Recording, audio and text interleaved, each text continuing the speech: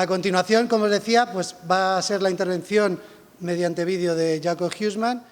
Hello, good day. Greetings from Brussels. When I look outside the window, it's raining, it's cold, summer didn't really arrive, so I do regret even more that I'm not able to join you in this meeting in Spain in person. Last year, we were a few weeks away from the adoption of the proposal. In July, mid-July, the Commission proposal for the end-of-life vehicle regulation was adopted. And in the meantime, I will try with this presentation to give you a little bit an update of many of the stakeholder inputs and at a high level, what is being discussed and what are key points of attention when it comes to the further development and negotiations about the proposal. I think it's fair to say that in general, we received a very high level of consensus. The key objective to improve circularity in the automotive and in the recycling and remanufacturing sectors is our key and is very well understood that the proposal has some significant decarbonization and raw material dependency benefits in it. The Commission proposal tries to address and to mirror what is requested at the design stage when the vehicle is being designed, manufactured and produced. With the end-of-life stage to improve circularity in the sector. Now, the Belgian presidency has started the work in February on this complex proposal. Maybe on the outside it looks a bit quiet, but I can tell you from the inside there's a lot of busy work, a lot of activity going on to discuss and scrutinize such a complex and impactful proposal. And in the last months, there was specific attention to the collection, export, and treatment parts in it. For these 6 general objectives that you see on screen, from going from recycled content to treatment to collection and export to EPR and all of the design and information requirements, I'll try to focus a little bit on the treatment and collection and export part. As those are being discussed and scrutinized as we speak. One warning, of course, I cannot highlight a lot of details. We are negotiating, so we cannot really go into all those details, and we know they are very important for you. But as this stage is, for negotiation purposes, that's not a wise idea. So I'll give you a little bit of a general overview and some indications on where we are. Starting with the scope, very quickly, we are foreseeing to expand, of course, the scope from passenger cars and light commercial to also motorcycles and the heavy-duty sector.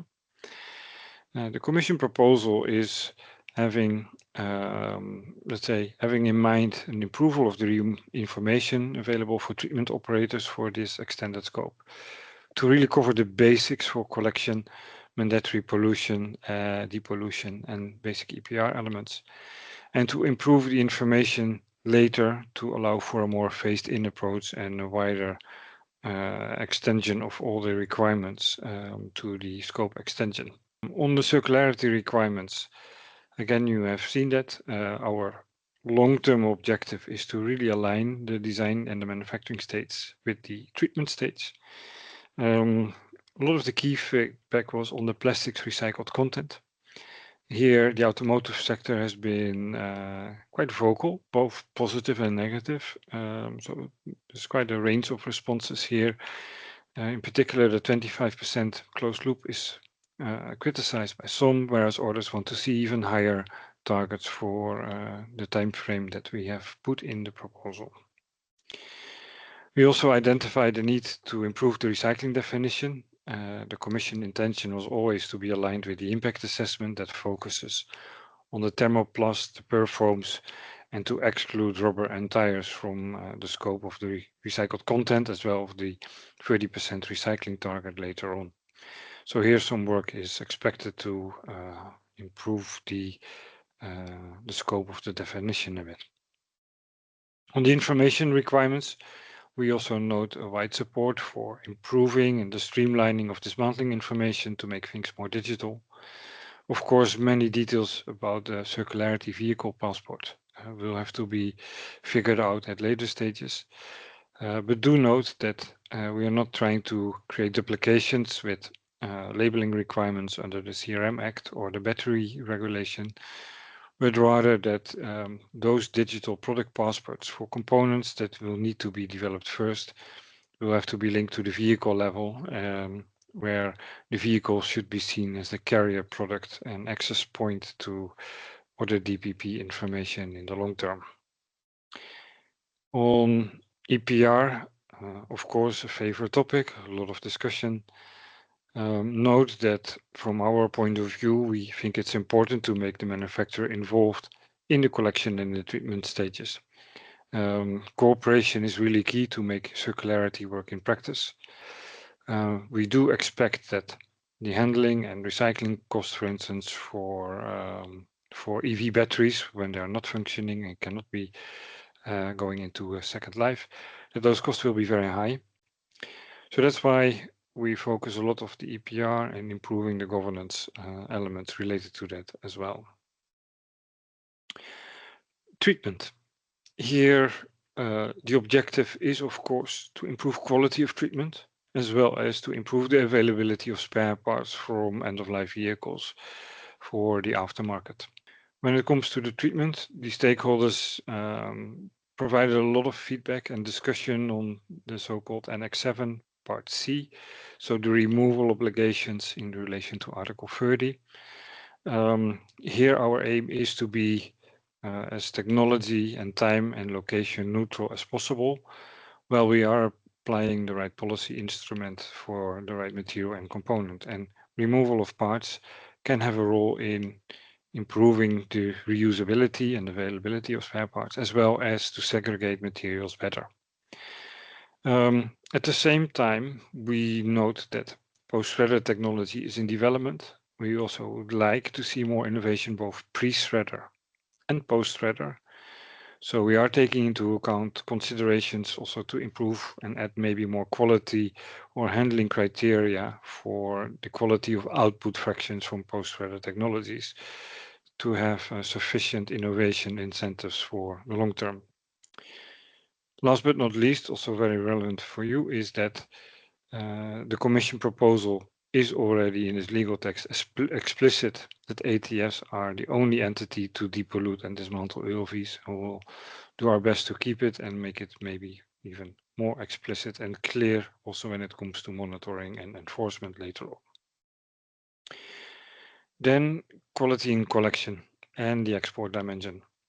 Overall, we see a very high consensus on the need and the proportionality of the roadworthiness requirement upon export. We foresee fully automated controls on the export, so it's a significant change for the future to reduce the export of low-quality vehicles outside the EU. And that's something we will keep with all the specifications to be fleshed out following up the first version of the proposal. On the other hand, there's also quite a bit of debate about the definition of EUV and how to really discriminate used cars with, of course, a good value and roadworthiness potential versus those that are not. And here I would like to say that in the there was quite a bit of campaigns, even spread of misinformation like the EU is going to seize your old car. We are threatening the European heritage of vintage vehicles. This is all not applicable. There's no intention to actively start confiscating such vehicles, but we need to discriminate, let's say, the good from the bad here. So you can expect significant work to better specify the Annex 1 and the provisions for different economic operators to handle EUVs in the appropriate manner. And with the collection to go to ATS only.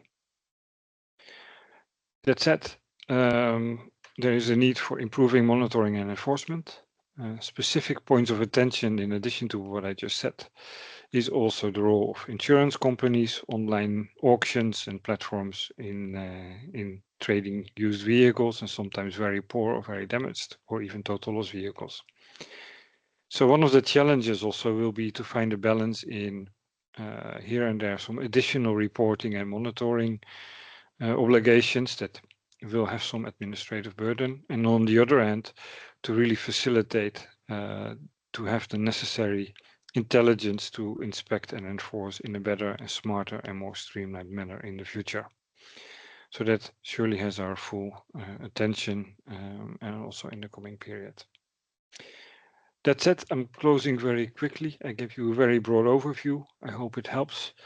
What can you expect next? Well, by the end of the month, we hope the Belgian presidency will provide the member states with a first provisional agreement on the collection, export and treatment sections. We expect the next Hungarian presidency to continue with some of the other topics.